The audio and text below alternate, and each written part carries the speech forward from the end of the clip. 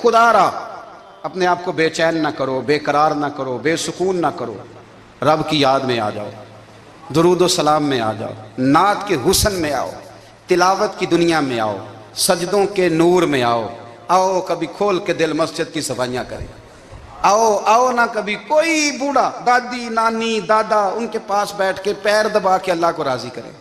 یہ کیف والی جگہ ہیں، یہ سرور والی جگہ۔ اتنی بے چین ہماری زندگی ہے، بے قرار ہے، تڑپتے ہوئے لوگ، لڑتے ہوئے لوگ، ایسے لگتا ہے ابھی ایک دوسرے کا گریبان تھام لیں گے، بے قرار بے چین۔ کسی کو انتظار کا کہا جانا کہ 10-20 منٹ کسی کا انتظار کرو، تو بعض لوگوں مجھے ایسے لگتا ہے جیسے ان کا کلیجہ پھٹ جائے گا، ڈاکٹر کے انتظار میں بیٹھے ہیں تو بڑے پریشان ہیں۔ کسی کو ملنے گئے ہیں کو آدھا گھنٹہ بیٹھنا پڑ گیا تو بڑی دقت میں ہیں۔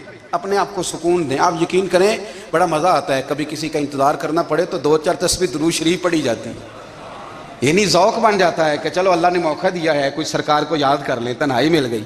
ہمارا مزاج جس سختی کا شکار ہے، وہ سختی آہستہ آہستہ ہمیں زیادہ آزمائش میں ڈال گئی۔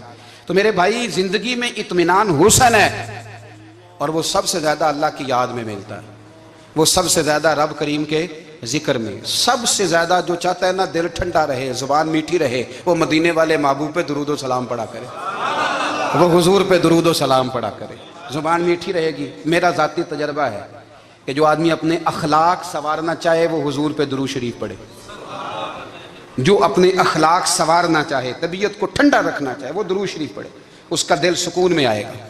کچھ کام اور ہیں زندگی میں اطمینان کے لیے، ان کا ہونا بھی بڑا ضروری ہے۔ سب سے پہلے اگر آپ چاہتے ہیں نا زندگی میں سکون ہو تو حقیقتوں کا سامنا کرنا سیکھیں۔ آپ جو ہیں وہ رہنا سیکھیں، جو آپ نہیں ہیں وہ بننے کی کوشش نہ کریں۔ حقیقت کا سامنا کرو گے تو زندگی اطمینان میں آ جائے۔ ہم نے نا بہانے بنا لیے ہیں، ہیلے بنا لیے، جھوٹ کے سہارے اپنے آپ کو اونچا کر لیا۔ ایک آدمی سے کہا جاتا ہے تو رشوت نہ لے، تو کہتا ہے میں غریبوں سے نہیں لیتا۔ تو میرا سوال یہ ہے کہ امیروں کا حساب لینے کی اللہ نے تیری ڈیوٹی لگائی ہے، تیرے ذمہ لگایا ہے کہ تو امیروں کا حساب کر، تمہیں کیا ضرورت پڑی ہے؟ ہم نا بہانہ کرتے ہیں، رشوت لینے والے کا الگ بہانہ ہے اور سفارش والے کا الگ بہانہ ہے۔ حقیقت کا سامنا کریں، حقیقت کا۔ جو میرے ذمہ داریاں ہیں وہ میں نے پوری کرنی، جو آپ کی ذمہ داریاں ہیں وہ آپ جان نہ چھڑائیں، حقیقت پسند بنیں۔ میرے رسول کریم، پھر پڑھیے درود شریف صلی اللہ تعالی علیہ وسلم۔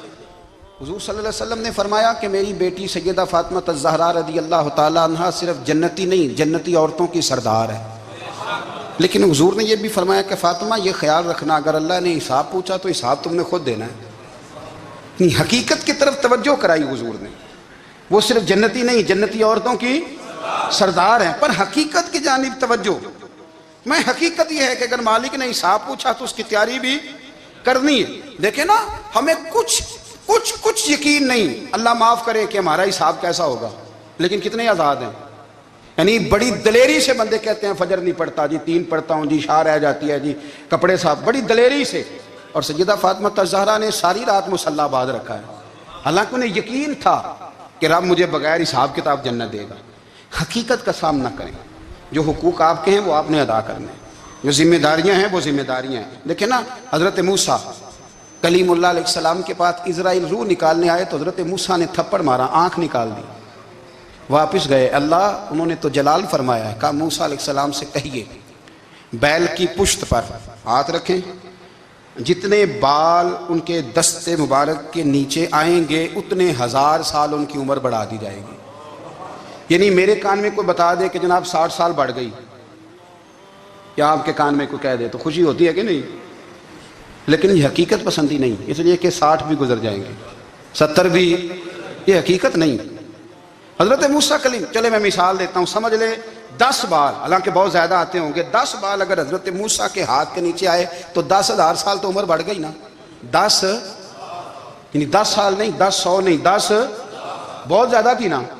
تو حضرت موسیٰ کلیم اللہ علیہ السلام سے آ کے عرض کیا گیا، حضور بیل کی پشت پر ہاتھ رکھیں، جتنے آپ کے ہاتھ کے نیچے بال آئیں گے اتنے 1000 سال عمر بڑھ جائے گی۔ تو حضرت موسیٰ نے حقیقت پسندی والی بات کی، فرمایا پھر کیا ہوگا؟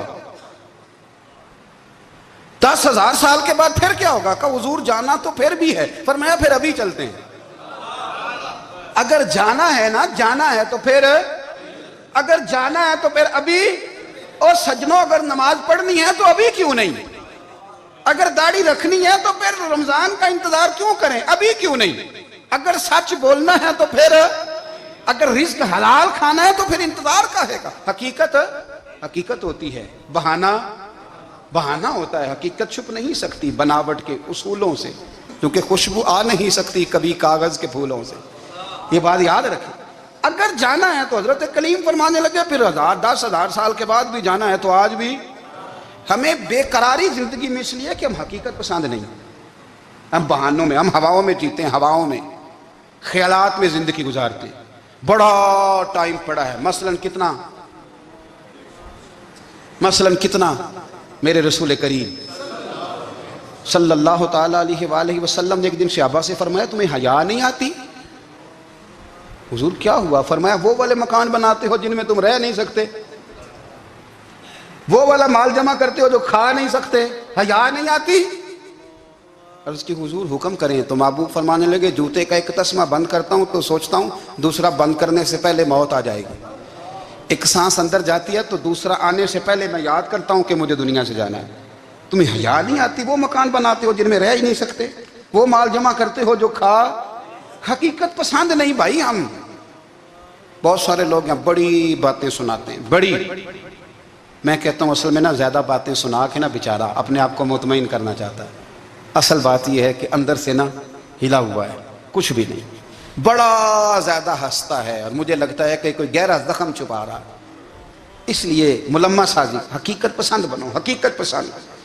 یاد رکھنا من ترک صلاۃ متعمدا فقد کفر، میرے رسول نے حقیقت بیان کی، فرمایا جس نے ایک نماز بھی جان بوجھ کے چھوڑی اس نے رب کے رب ہونے کا انکار کیا، اس نے کفران نعمت کیا، یہ حقیقت ہے، کوئی کلیریفیکیشن نہیں، کوئی وضاحت نہیں۔ جو نماز نہیں پڑھتا جھوٹ بولتا ہے، غلط بیانی کرتا ہے، جو شخص رزق حرام کما کے کہتا ہے کہ اس کے بغیر گزارا نہیں چلتا وہ جھوٹ بولتا ہے، اس لیے کہ رب فرماتا ہے جب تجھے پیدا کیا ہے تو تیرا رزق میرے ذمہ ہے۔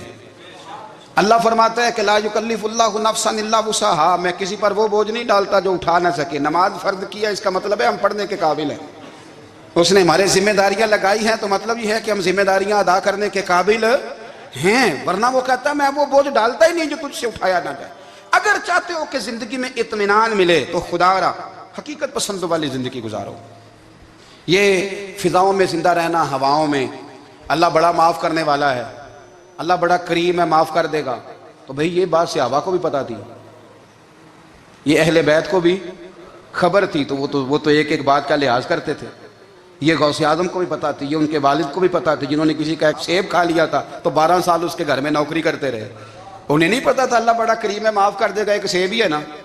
تو حقیقت پسندی آپ کو سکون دے گی، اور اگر آپ نے اپنے آپ کو غیر مطمئن کیا ہوا ہے، بات کچھ اور ہے، اور آپ نے اپنے آپ کو ڈال کسی اور طرف لیا ہے، تو پھر آپ کو سکون مل سکتا؟ سکون حقیقت پسندی میں، اصل میں سکون ہوتا ہے، اداکاری میں سکون نہیں ہوتا۔ تیسری بات سنیں، اگر آپ چاہتے ہیں زندگی میں مطمئن رہیں تو دنیا داروں سے امیدیں توڑ دیں، اللہ اور اس کے رسول سے امید وابستہ کریں، اولیاء اللہ سے امیدیں وابستہ کریں، صحابہ اور اہل بیت سے امیدیں، اللہ اور اللہ والوں سے امیدیں، دنیا داروں سے امیدیں۔ آپ کو پتہ ہے دنیا دار کی تباہی کب ہوتی ہے؟ جب انہیں خوش آمدی مل جاتا ہے۔ چودھری کا بیڑا اس وقت غرق ہوتا ہے جب اسے چودھری کہنے والے زیادہ ہو جاتے ہیں۔ سیٹھ صاحب اور نواب صاحب بیچارے تباہ تب ہوتے ہیں بھولے پن میں، جب ان کے دائیں بائیں ریلا ہوتا ہے سیٹھ صاحب کہنے کا، لوگ انہیں کھانا چاہتے ہیں، پیار ان کا نہیں ہوتا، ان کی جیب کا ہوتا ہے، محبت ان سے نہیں ہوتی، ان کی کرسی سے ہوتی ہے، ضروریات کا پیار ہوتا ہے، تباہ کر دیا جاتا ہے۔ ہماری ساری توقعات دنیا داروں سے وابستہ ہو گئی ہیں، ناراض نہ ہونا۔ پیروں نے، مولویوں نے، درویشوں نے، انہوں نے بھی سیٹ رکھے ہوئے جلسوں کی صدارت کرانے کے لیے، یعنی مذہبی جلسہ ہے، اس میں بہت زبردست پڑھے لکھے صاحب تقوی عالم کا خطاب ہے، اور کی صدارت وہ بندہ کر رہا ہے جس نے عشاء کی نماز بھی نہیں پڑھی، وہ بندہ صدارت کر رہا ہے، کیوں؟ اس لیے کہ اس نے لاکھ روپیہ دیا محفل میں۔ خدا را دنیا داروں سے امیدیں چھوڑ دیں ورنہ آپ کمزور پڑ جائیں گے، آپ کی امیدیں ٹوٹیں گی۔ کتنا کمزور ہے وہ شخص دو چار ہزار کے لیے کسی بندے کی چاپلوسی کرتا ہے، اس کے پیچھے بھاگتا ہے، خوش آمدیں کرتا ہے، تھوڑے سے نوٹوں کے لیے۔ दुख सुख में काम आएगा इस काम के लिए। मेरे रसूल करीम अलैहिस्सलाम ने फरमाया, जिसने बंदों को राजी करते करते रब को नाराज कर दिया, उसकी दुनिया भी गई और आखिरत भी गई। और फरमाया, जिसने बंदों की परवाह नहीं की, अल्लाह को राजी किया, फरमाया अगर रब राजी हो गया तो लोगों के दिलों में भी मोहब्बत पैदा फरमा देगा।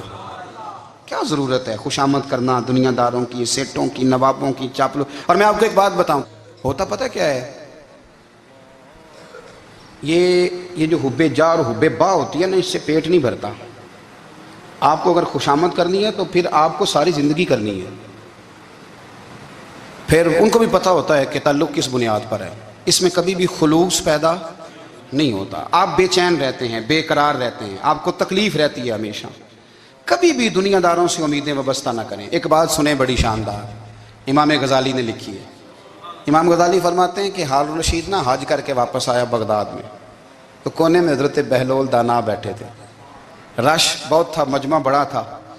हज़रत बहलोल दाना भी सड़क के किनारे बैठे थे, तो सिपाही कहने लगे यहाँ से उठ जाओ। फरमाने लगे, हारून रशीद की ज़मीन नहीं, ज़मीन मेरे रब की है, मैं क्यों उठूँ। वो करीब से गुजरा तो सलाम ली, तो आपने उसका प्रोटोकॉल देखा तो फरमाने लगे, हारून रशीद तुझसे तगड़े तगड़े मोटे मोटे प्रोटोकॉल मैंने लोगों के देखे हैं, और ये जो तेरे दाएं बाएं आज तेरे नारे लगा रहे हैं, ये पहले उन लोगों के नारे लगाया करते थे। और थोड़ा वक्त गुजरने दे, जो तेरे बाद आएगा ना, ये सारे फिर उनके नारे भी लगाएंगे। तू झूठ की दुनिया में जिंदा है, इनसे तूने उम्मीदें वाबस्ता की हैं, ये कल उसके नारे लगाएंगे। उसके दिल पे बड़ा असर हुआ, घोड़े से उतर आया, आगे कहने लगा, हुजूर आपने मुझे बड़ी अच्छी नसीहत की है, मेरा दिल बड़ा ठंडा हुआ है। मैंने सुना है आप मकरूज हैं, कुछ लोगों का कर्ज, तो मुझे कोई हुक्म ही कर दें। आप हंसने लगे, फरमाने लगे, यार तू तो बड़ा ही बेवकूफ़ है, बड़ा ही बेवकूफ़ है तू, मैं तुझे नसीहत कर रहा हूँ, तू मुझे उलझा रहा है। हुजूर कोई हुक्म कर दें। क्या खूबसूरत अंदाज़ है रब करीम के बंदों का। हज़रत बहलोल दाना फरमाने लगे, तेरा रब कौन है? कहा अल्लाह। तो फरमाया मेरा कौन है? कहा अल्लाह। फरमाने लगे, ये तो नहीं ना हो सकता कि अल्लाह हारून रशीद को देता रहे और बहलोल दाना को भूल ही जाए। ये तो नहीं ना हो सकता कि हारून रशीद को देता रहे और बहलोल दाना को भूल जाए। फरमाया उसका दिल, उसका इरादा हुआ, इरादा कुदरत हुआ कि बहलोल मकरूज रहना चाहिए, तो अगर रब मुझे रखना चाहता है, दुख कबूल मोहम्मद बख्शा राजी रहन प्यारे, अगर वो चाहता है मैं मकरूज रहूं, तो मैं भी चाहता हूं कि मैं मकरूज ही रहूं। ये तो नहीं ना हो सकता कि तुझे दे और मुझे ना दे। फरमाया मेरी तुझसे कोई उम्मीद नहीं, मुझे जब भी देगा मेरा रब भी देगा, और वो देगा तो फिर इंशाल्लाह खजाने खोल के देगा। दुनियादारों से उम्मीदें वाबस्ता करना, लोगों के पीछे, ये छोड़ दें। आप बेचैन रहेंगे, बेकरार रहेंगे। अल्लाह वालों से ज़रूर उम्मीदें वाबस्ता करें, इसलिए कि उनके पास जो कुछ होता है वो दरअसल रब का ही होता है। लेकिन सेठों से, नवाबों से, सियासतदानों से बाज आ जाए, हमारी बड़ी उम्मीदें वाबस्ता हैं। मैं अक्सर कहता हूँ, जितने फेरे नौकरी के लिए दुनियादार के दरवाजे पे लगाए हैं ना, इससे कम दफ़ा मस्जिद में नफल पड़े होते तो रब उतनी बड़ी मेहरबानी फरमा देता। तीसरी बात यह याद रखें, अगर सुकून लेना चाहते हैं ना, अगर सुकून लेना चाहते हो ना, तो लोगों को डिस्कस करना बंद कर दो। किसको अल्लाह ने कितने पैसे दिए हैं वो जाने और अल्लाह जाने, किसको अल्लाह ने कितनी गाड़ियां दी हैं वो जाने, और लोगों को डिस्कस करना जी। यानी मैं एक जगह बैठा था, तो एक साहब गाड़ी वाला गुजरा, गाड़ी में बैठ के, उसका पड़ोसी था, कहते था मुंह है कार वाला। मैं क्या ਉਹਦਾ ਤੇ है ਤਾਂ ਹੀ बैठा है। तो ਹੁਣ मैं क्या समझाना ਸੀ ना ਉਹਨੂੰ, मैं क्या तू तो मैं हिसाब लाइए भी साढ़े कोल कोई नहीं, ਉਹਦਾ ਤੇ है। देखिए ना, अल्लाह ने उसे दी है ना, तो अल्लाह ने चाहा ना वो कार में बैठे, तो इसने फटे पे बैठ के ये तबसरा किया कि मुंह है कार वाला। मैं क्या भी ਉਹਦਾ ਤੇ है ਤਾਂ कार है। अब मुझे तुझे अंदाजा लगाना चाहिए कि हम क्या ये बहस है। यदि अल्लाह को चाहिए था माज अल्लाह के पहले तुमसे पूछता कि इसे कार देनी है कि नहीं। क्या मतलब फसूल बहस है। वो चीज़ हमें इतना तंग करती है, इतनी तकलीफ देती है कि आप यकीन करें सारा दिन उसी को डिस्कस करते हैं, सारा दिन। उसके पास गाड़ी है, उसके पास कार है, फलाने का पैसा 1 नंबर है, फलाने का 2 नंबर है, फलाने का 6 नंबर है। असल बात के अंदर हसद है, इसको निकालो। एक बात कहने लगा हूँ, इसे याद रखना। मेरे आला हज़रत रहमतुल्लाह अलैह फरमाया करते, हसद करने वाला बंदों पर एतराज़ नहीं करता, अल्लाह पर एतराज़ करता। वो कहता है अल्लाह उसे क्यों दिया है, इतना क्यों दिया है, माज़अल्लाह वो अल्लाह की तकसीम पर एतराज़ करता। हसद करते हो बेचैन रहोगे, हसद आपके दिल को तड़पा के रख देगा। छोड़े, अल्लाह बड़ा करीम है, जिसको जहाँ चाहता है वहाँ बिठा देता है। आप कतई فوراً اس بحث میں نہ پڑے کہ اللہ نے کس کو کتنا دیا ہے، کب دیا ہے، کیوں دیا ہے، وہ بڑا بے نیاز ہے۔ حسد آپ کو تباہ کرے گا۔ دنیا میں پہلا گناہ جو ہوا تھا وہ حسد تھا۔ ابلیس نے حضرت آدم سے حسد کیا، کہنے لگا میں بہتر ہوں، سرداری اس کو مل رہی ہے، یہ تو اللہ کو پتہ ہے نا کس کو دینی ہے۔ اور دنیا میں پہلا قتل حسد کی وجہ سے ہوا۔ حابیل قابیل کے درمیان حسد کا معاملہ تھا، خاتون کا نکاح اس سے کیوں ہو رہا ہے، مجھ سے ہونا چاہیے۔ حسد تباہی کرتا۔ آپ یقین کریں، یعنی دکاندار کے سامنے دوسری دکان پڑتی ہے اور پریشان ہو جاتا ہے، وہ کہتا ہے میرا کیا بنے گا، لا حول ولا قوت الا باللہ العلی العظیم، یعنی تیرا کیا خیال ہے کہ تیرے حصے کی روٹی وہ کھا جائے گا، اتنا چھوٹا دل، یعنی تیرا موقف یہ ہے کہ تیرے حصے کا نصیب اس تک چلا جائے گا، یہ تیری خواہش ہے۔ ایک دوسرے کی کمزوریاں بیان کرنا، اس کا تو مال ہی ناقص ہے جی، اس کے تو پاس ہی کچھ نہیں، یہ تو کمزور لوگوں کا طریقہ ہے۔ میرے رسول کریم علیہ السلام گزر رہے تھے، پت جھڑ کا موسم تھا، خزاں کا موسم تھا، درختوں کے پتے جھڑ رہے تھے، صحابہ کو ساتھ لے کے حضور گزرے اور ایک درخت کی ٹہنی کو پکڑ کے حضور نے ہلایا۔ صحابہ فرماتے ہیں کہ چھم چھم اس کے پتے گرے، زمین پر ڈھیر لگ گیا۔ حضور نے فرمایا دیکھا تم نے کیا ہوا؟ حضور ہاں۔ فرمایا کتنی تیزی سے پتے جھڑے ہیں، صرف تنا رہ گیا ہے اور خالی ٹہنیاں رہ گئی ہیں، کوئی حسن بچا ہے؟ حضور نہیں۔ تو نبی کریم فرمانے لگے جو حسد کرتا ہے نا اس کی نیکیاں بھی اسی طرح جھڑ جاتی ہیں، اسی طرح۔ اور ایک جگہ حضور فرمانے لگے جس طرح راکھ لکڑی کو آگ کھا جاتی ہے، جس طرح لکڑی کو آگ، جب آگ کھا جائے تو پھر لکڑی کو لکڑی نہیں کہا جاتا، راکھ کہا جاتا ہے، کوئلہ کہا جاتا ہے، اس کی اصل باقی یعنی اسے کھائی جاتی ہے۔ تو حضور علیہ السلام فرمانے لگے جس طرح آگ لکڑی کو کھا جاتی ہے، فرمایا اسی طرح حسد نیکیوں کو کھا جاتا ہے، نیکیاں رہتی نہیں۔ حسد کرنے والے کے پاس نیکیاں یعنی ان کی اصل شکل موجود، کبھی بھی حسد نہیں کریں۔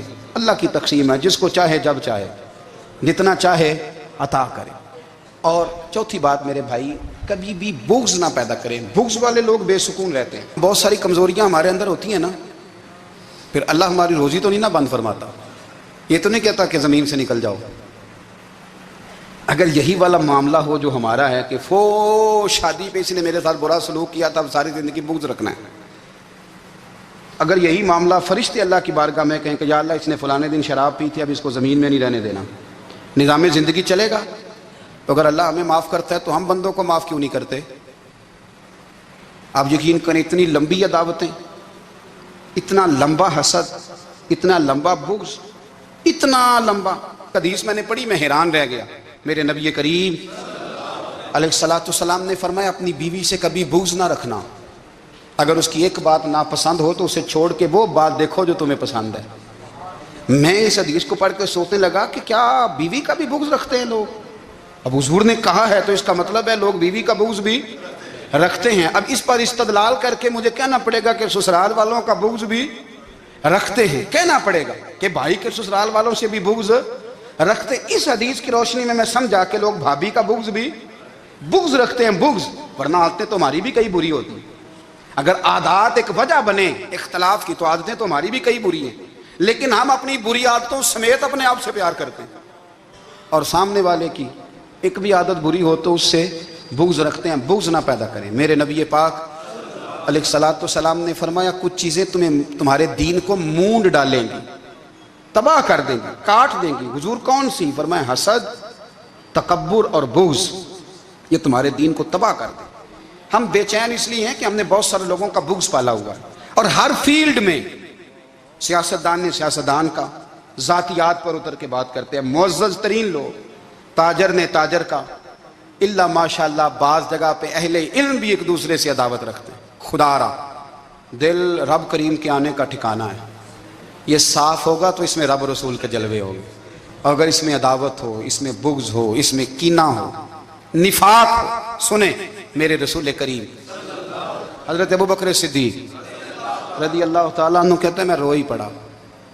مکہ فتح ہوا نا تو اکرمہ بن ابو جہل نے پیغام بھیجا کہ میں نا کلمہ پڑھنے کے لیے آ رہا ہوں۔ بات لمبی ہے، میں موضوع پہ رہنا چاہتا ہوں۔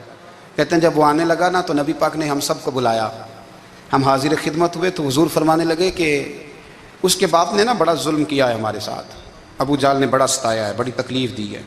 آپ مجھے بتلائیں کہ وہ ایک دفعہ کسی شادی پہ بحث ہوتی ہے بیوی کے بھائی کے ساتھ, پھر ساری زندگی اس بیچارے کو معافی, وہ 10 دفعہ گھر آتا ہے معافی مانگنے پر سوال ہی نہیں پیدا ہوتا, میں او ہو مجھے ہی کہہ دیا, یعنی پھر میں مجھے ہی کہہ دیا آپ نے, اور میری شان میں بے ادبی, اور پھر میں معاف کر دوں, توبہ توبہ توبہ, یہ کیسے ہو سکتا ہے, میری ناک نیچی ہو جائے گی, اور آپ نے مجھے کہہ دیا, سوال ہی نہیں پیدا ہوتا. اور یہ رونا میں اکثر ہوتا ہوں کہ شادی والے دن داماد صاحب کا زیادہ دماغ خراب ہوتا ہے. جب چھوٹی سالی کی شادی ہوتی ہے نا, اس دن اس کو بخار چڑھتا ہے, کوئی اس کو کان میں کہتا ہے تیری عزت نہیں کر دے, اس دن اس کا دماغ خراب ہو جاتا ہے, بچے اٹھا کے نکل آتا ہے, وہ بیچارہ سسر منتیں کر رہا ہوتا ہے کہ تیری مہربانی آ جا, یہ عزت کرا رہا ہے. تو میں نے کہا احتجاج کر کے جو عزت کرائی جاتی ہے وہ عزت نہیں ہوتی. ہاں یہاں مانگ کے عزت لیتے ہیں لوگ, یا احتجاج کی کوئی عزت ہے؟ آپ کے اندر کمالات اتنے ہوں کہ آپ کی عزت کرنے کو دل چاہے, یعنی مزہ آئے, یعنی لطف آئے, یعنی آپ دور بیٹھے ہوں تو کسی کا دل کرے آپ کو اسٹیج پہ بلانے کے لیے. یہ کیا بات ہوئی کہ چھائے جانا اور بھاگ کے آگے جانا, ان سے نکلیں. اکرمہ بن ابو جال کلمہ پڑھنے کے ارادے سے آ رہے ہیں, حضور علیہ السلام نے صحابہ کو بلایا. کتنی زیادہ دعوت رکھی جا سکتی تھی معاذ اللہ, کب سے وہ چلا تھا ظلم کرنے, اور اس کے بعد اس کا بیٹا شروع ہو گیا. کتنی باتیں تھیں جو ناقابل معافی تھیں, پر کریم رسول نے ہمیں بتلایا ہے کہ سکون والی زندگی کہتے کس کو ہے. جب سب لوگ جمع ہو گئے تو حضور نے فرمایا بھئی وہ کلمہ پڑھنے آ رہا ہے, اس کے باپ نے ظلم بڑے کیے ہیں, پر میری نصیحت یہ ہے کہ اس کے سامنے اس کے باپ کو برا نہ کہے, خبردار کوئی اس کے سامنے کوئی بات نہ کرے. اب وہ کلمہ پڑھنے آ رہا ہے, مطیع ہو کے آ رہا ہے, بان کے آ رہا ہے. کہتے ہیں اللہ کے رسول نے نا کافی دیر تک خطبہ دیا, بریفنگ دی, بات سمجھائی. جناب صدیق اکبر کہتے ہیں میں رو پڑا. ایک صحابی مجھے کہنے لگے تمہیں کیا ہوا؟ تو میں نے کہا میں مصطفیٰ کی رحمت پہ رو رہا ہوں. دیکھو کن کے لیے حضور گراؤنڈ بنا رہے ہیں, دیکھو کن کے لیے حضور تیاری کر رہے ہیں, جنہوں نے ساری زندگی دشمنی کی. خدا را یہ اندر سے عداوتیں نکال پھینکو. او بھائی اتنا تو لمبا ٹائم ہی کوئی نہیں, اتنا تو وقت ہی کوئی نہیں, اس کو صاف رکھو. بندہ کوئی کر بھی گیا تو کوئی حرج نہیں. چنگی مندی سجنا کولوں 100 واری ہو جاندی, یار یاراں دا گلہ نہیں کر دے. اصل پریت یار یاراں دا جڑا گلہ کردا جے یار نہیں جی ہوندا. ہاں پکی بات, پکی پیڑی. میرا ایک سنگی مجھے آ کے آنے لگا فلانی جگہ بندہ یہ بات کر رہا تھا. میں کہ تو اوتھے ہی سیں سوندا سیں, تم ہی نال ہی سیں. میرا تو سجن بات سن ہی نہیں سکتا. چنگی مندی سجنا کولوں 100 واری ہو جاندی, یار یاراں دا گلہ نہیں کر دے, اصل پریت جنہاں دی. ہاں جو بندے پھر ہوتے اس طرح کے, ان کے لیے بھی میاں صاحب نے کہا ہے, ان کے لیے بھی میاں صاحب نے کہا ہے, ان کے لیے بھی آپ نے بات ارشاد فرمائی ہے. آپ نے فرمایا چنگا ہویا لڑ نیڑیوں چھٹا, کتے عمر نہیں لنگی ساری, بے قدراں دی یاری کولوں توبہ لکھ لکھ واری. او چنگا ہویا لڑ نیڑیوں چھٹا, کتے عمر نہیں لنگی ساری. جو اس طرح کا تھا نا شکوے کرنے والا, بغض رکھنے والا, فرمایا بے قدراں دی یاری کولوں توبہ, یعنی لاکھ تے لاکھ کنے ہو گئے, یعنی 2 لاکھ واری توبہ کی تھی انہوں نے, گنی نہیں جا سکتی جتنی میاں صاحب نے توبہ کر دی. بے قدرے دوست, بے قدراں دی یاری کولوں توبہ لکھ لکھ واری. چنگا ہویا لڑ نیڑیوں چھٹا, کتے عمر نہیں لنگی ساری. تو مہربانی کریں, ایک تو اگر آپ مطمئن رہنا چاہتے ہیں تو کبھی کبھی نا مست ہو کے ذکر الہی کریں.